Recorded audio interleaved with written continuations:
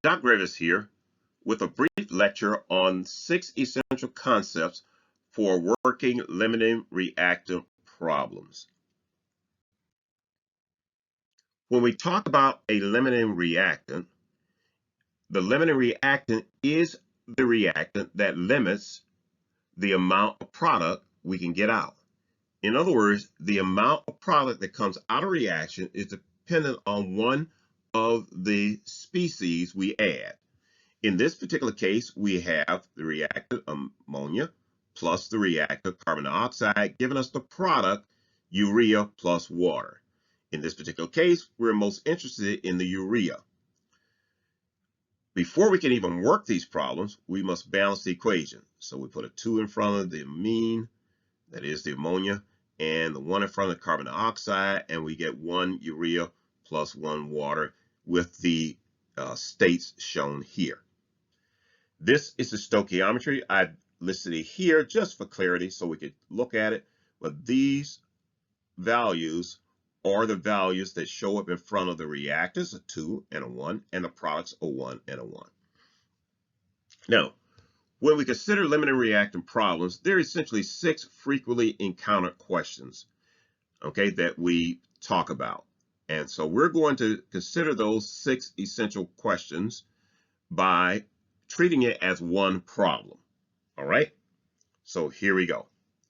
In one process, we had 637.2 grams of ammonia was treated with 1,142 grams of carbon dioxide. And so here there's 6 or perhaps even 7 different questions that we can ask that are frequently asked. The first we call an A1 and an A2. The first question is, what is the limiting reactant?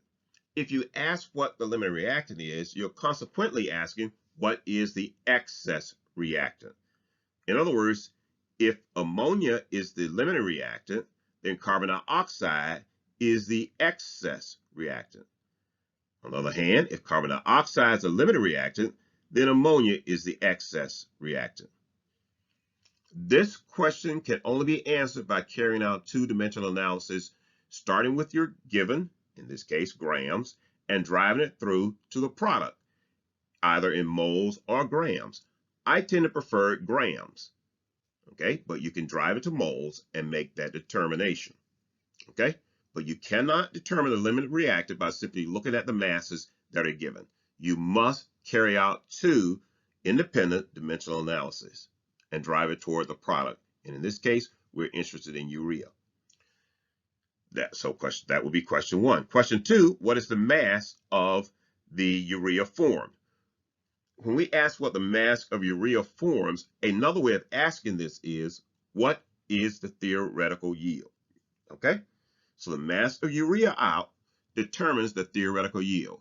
The theoretical yield is the maximum amount of product that we can get from this reaction.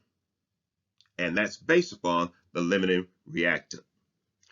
The other question is, what's the percent yield if we obtain 841 grams from the reaction? In other words, if at the end of the reaction we can collect 841 grams, or if we collected 841 grams, that would be the actual yield. So someone's asked that question too, what is the actual yield? All right. In the case of the actual yield, it's either determined by weighing it on some balance or some other apparatus, or is given to you. But it is not theoretically calculated. It is a given.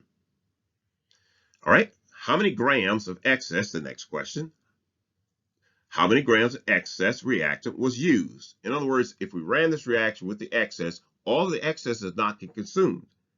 The excess means exactly that. You have some left over.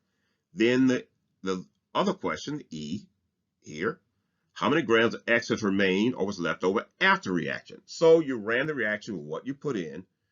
Some amount was consumed and some was left over. How much was that left over? So let's show you how to do this by walking through A through E here. And in this particular case, we're going to start with A. What is the limiting reactant? And consequently, what is the excess reactant? Which means that we carry out two independent dimensional analyses where we start with each of these reactants or these givens.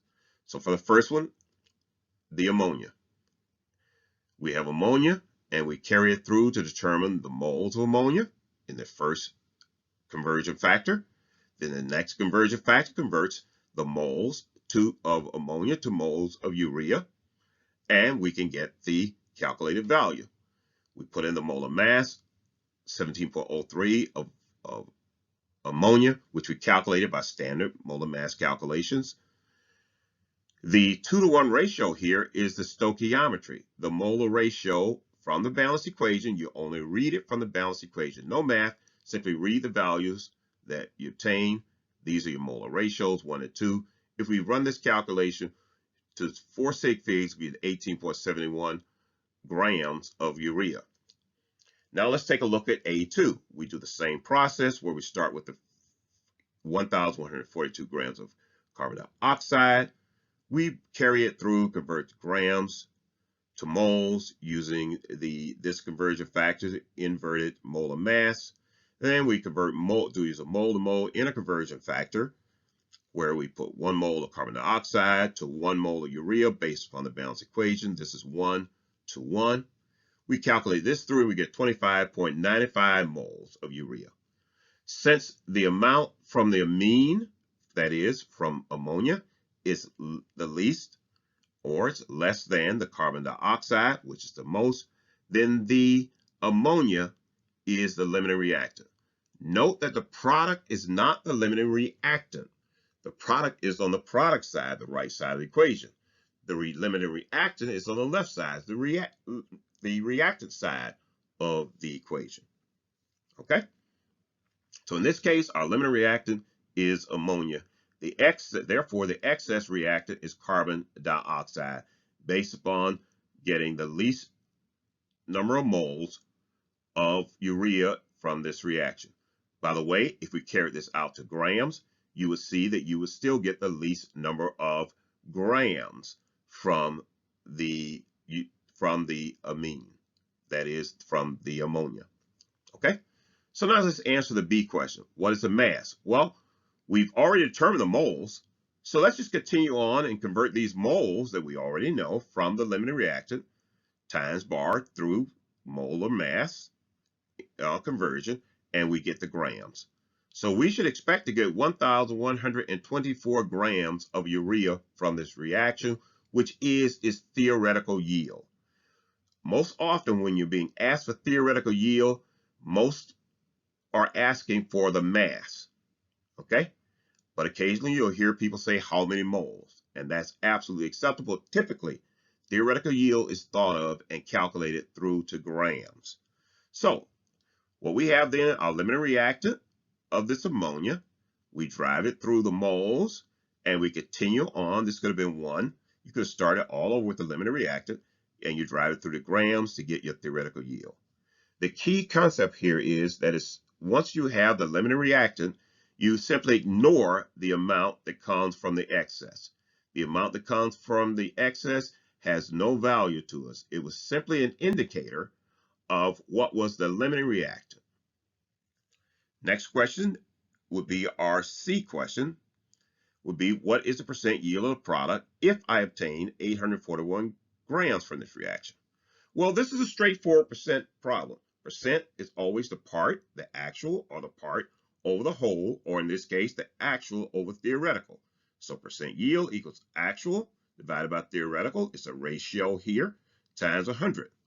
So we take the 841 grams, which is what we collected at the end of the reaction, and we divide it by the 1,124 grams, which we calculated through our dimensional analysis process. Note here that I did not add the units. When we do ratios and percentages, these will automatically cancel out. We are doing a ratio, and this ratio works out to be unitless. So we just go ahead and make it unitless from the beginning. All right, but it is perfectly okay to put gram over gram in here, and perhaps that's a good idea. So we take this ratio times 100, and we get 74.8%. That means about 75% was converted to product, which is a pretty good yield. All right. Next, the D question. How many grams of excess reactant is used? When we think of this, do not go back to this value here. This value has no value in these calculations. We ignore this calculation. Okay? Since the limiting reactant determines how much product comes out, it also determines how much of the excess reactant is used. Let me repeat. Since the limiting reactant determines how much product comes out, it also determines how much excess reactant gets used. In other words, once you find the limiting reactant, it is the driver for any other outputs for this reaction. So we take our 637.2 grams of ammonia and we convert it to moles in our first conversion factor here. Then we take these moles and convert it to moles ammonia to moles carbon dioxide with a 1:2 ratio based upon the stoichiometry. Carbon dioxide has a 1 in front of it. Ammonia has a 2. We simply repeat those numbers. No math, simply read stoichiometry. Stoichiometry is read. It's not calculated. We simply read it from a balanced equation. We read it here, and then we convert these moles times bar here, grams to moles, using a standard mathematical process for canceling out, and we get grams of CO2 at 823.4 grams of CO2. That's the actual amount that was of the excess reactant that was consumed. Okay? So that's how much we actually use. So what happened in this reaction was we added 637.2 grams of ammonia, and we added 1,142 grams of carbon dioxide. However, of that 1,142 grams of carbon dioxide, only 823.4 grams of carbon dioxide was actually consumed. Therefore, the remainder would be our E question, how many grams of excess remain or was left over? Our E answer would be the mass of carbon dioxide remaining equals the starting mass we loaded in the reaction minus the amount that was actually consumed based upon its reaction with the limiting reactant. And the excess then would be 319 grams. So in this reaction, we had 319 grams of excess reactant left over. So to recap, we have 637.2 grams of ammonia plus 1,142 grams of carbon dioxide, gave a limiting mass theoretical yield of 1,124 grams of urea at a 75% yield. And what we discovered was that carbon dioxide was used at only 824.4 grams. And we have a little bit of carbon dioxide left over at 319 grams. So that's how we consider limiting reactants and these 6 or 7 frequently encountered questions.